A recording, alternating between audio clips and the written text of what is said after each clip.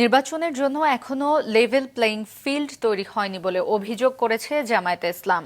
সোহরাওয়ার্দী উদ্যানে ১৯ জুলাই অনুষ্ঠিতব্য দলীয় সমাবেশের প্রস্তুতি দেখতে গিয়ে এ বিষয়ে কথা বলেন দলটির সেক্রেটারি জেনারেল মিয়া গোলাম পারওয়ার।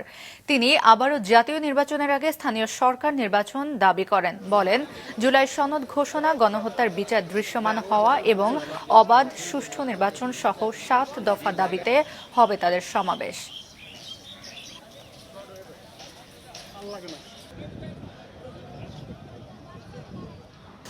নির্বাচিত প্রতিনিধির কাছে ক্ষমতা হস্তান্তরের জন্য যে অবাধ নির্বাচন, সেই পরিবেশ যেন নিরপেক্ষভাবে হয়।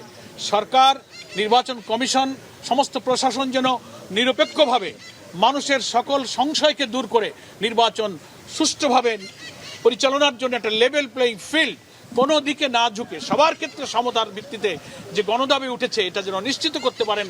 এই লক্ষ্যে এই জনসভা সফল করার জন্য দেশবাসীর কাছে আমরা আহ্বান জানাচ্ছি।